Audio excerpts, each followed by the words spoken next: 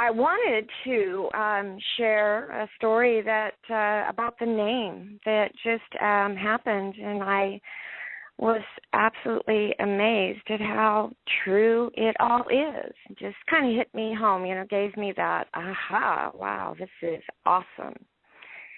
My mother lived with a man for 25 years. She never married him. Very independent woman, and she didn't want to be tied to any man in any way.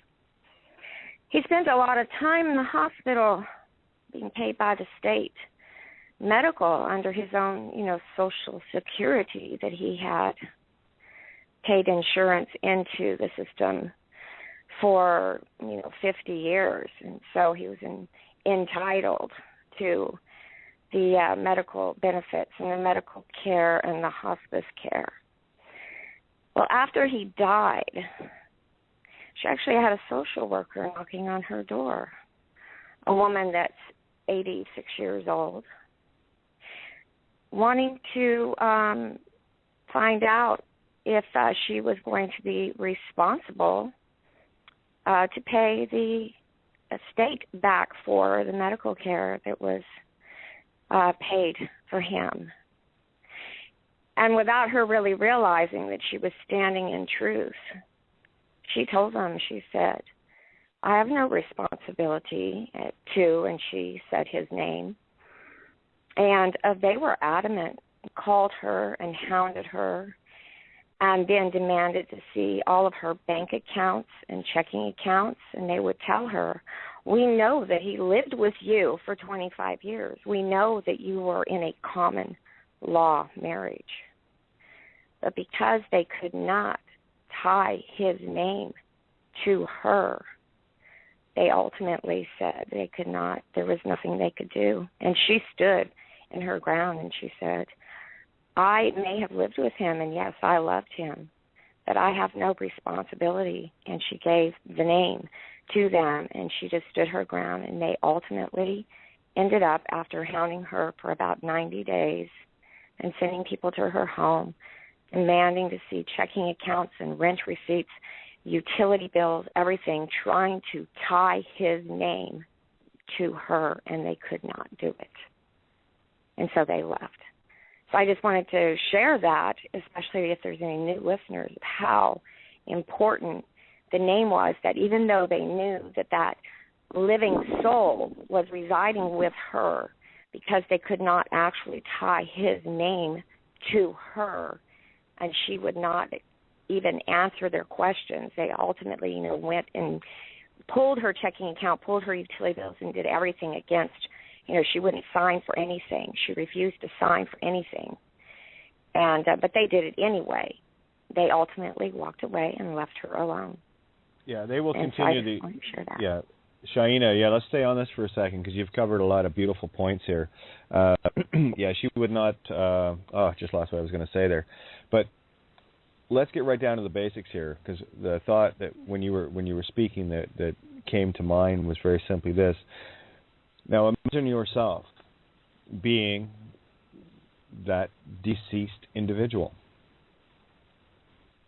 Because it works exactly the same way. Now, as an external example, yes, absolutely. There's, I have no binding contracts. Oh, that's what they will keep with the assumption and presumption for as long as they can until you, having stood, will completely destroy it. You see, this is the thing. We've been so conditioned into thinking that as soon as we start digging, I'll use an allegory, digging a gold mine, that we're going to find gold immediately. No, sometimes you got to dig a little bit deeper, right? And then you got to dig a bit deeper. I've shared the story of 3 inches from gold many times. The guy that sold the mine because he ran out of money, and it turns out when he sold all of his equipment and mine, everything else, the guy went in who was a geologist, because you are spiritual geologists here, because he knew where to look. He went in and basically first pickaxe hit, opened up a gold vein. True story, by the way. Okay. Yeah, that had basically infinite amounts of gold, and you might remember the California gold rush, and go on from there. But the point being here is, because there was a spiritual contract, common law. Now, I'm glad you brought this up because this is exactly what I was talking about earlier. Because there was a spiritual contract between, it was your mom? Yes, it was my mom. Okay. Still alive. Yep. So she nailed it home, like without even realizing it. Look at the potential and the power that you all have. And here's someone that doesn't know what's going on. Really, fully. Just an independent, strong woman, and she was actually indignant. How dare they even say that I am responsible? And that's what we all have to learn to say. How dare you claim me to be a dead thing and trying to get me to be your two-dimensional, dead, flat earth piece of paper? This is the allegory that Melchizedek was talking about with the Atlanteans ripping a hole in the second dimension to allow these entities in. These are all, remember, these are allegories, guys, not literals. How they play out in the physical universe is the drama that we live. But that's when you learn to hear with your eyes and see with your ears, and you start to understand what's fully going on here. And it's more magical than you've ever imagined. It's quite stunningly beautiful. And those that are beginning to see it or have seen it and continue to see it, you know what I'm talking about. You don't need science to prove magic. Just a little phonics does the trick, you know. The phonics tonic, you know. I was just going to say, Kate, so they were trying to connect the dead name, not to your mum, but to your dead mum's name. So they were trying to get her, but she didn't know. Correct. So she went through all the rigmarole, whereas if she denied being the name in the first place, game over. So they weren't trying to get your dad's name to connect. They weren't dealing with your mum, in other words. So she had already accepted that she was her name, and then hence all the rest of the bullshit. So if immediately... Yeah, well, she did. Yes. Okay. Yeah, she had accepted that, you know, when they asked her if are you so and so, you know, she didn't know what was going on, and of course she said yes, I am. But then from that point on, then it was trying to connect the dead name to her, the other dead and name. It wasn't a marriage. There was no marriage. Yes, it was. They called it a common law. But because she is a very spunky Cancer woman and who has been a self woman her whole life, she's never believed in taking a dime from anyone, and she has quite a bit of money stashed away. She didn't know, but she just stood her ground, and it was a how dare you even try. I don't care that I may have lived with this man, but that name has nothing to do with me. That name is nowhere connected to me. And that's what she said, not even knowing what she did. Exactly. And I don't want people to miss the subtlety here. If they're trying to get you to be another being's responsibility via the dead name, that's exactly what the whole system is doing to get you to be that person to the name you think is yours. It's a very subtle thing going on here, but this has been there. It is laid out in perfect technicolor for anyone that needs to see this. And the assumption and presumption is the only thing that these fearmongers have. As soon as you remove the assumption and presumption of the contracts, be it common law or marriage or children or anything like that, because the system will come at you from every angle to see what threads are attached that they can yank you back.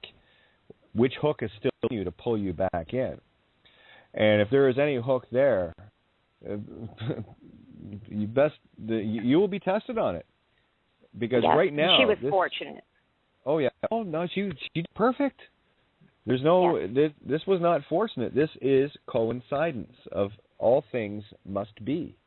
And it's beautiful, Shaina. This is the allegory of allegories that you've shared tonight. So if you cannot be railroaded into being another dead being or person, that same applies to you. So if you want to understand the true difference here, then just imagine yourself in a casket, and how much obligation to the system do you have at that point if your spirit is free? Only the living go to heaven, the dead go to hell. That's why the system is all hell-bent on making sure that everyone is thinking that they're dead. And they will throw everything at you, including genetically modified organisms that at one point were likely human with a few altered DNA in order to create sheep, pigs, and cattle. Every trick in the book. The deceivers are everywhere. Pay attention. It's your soul.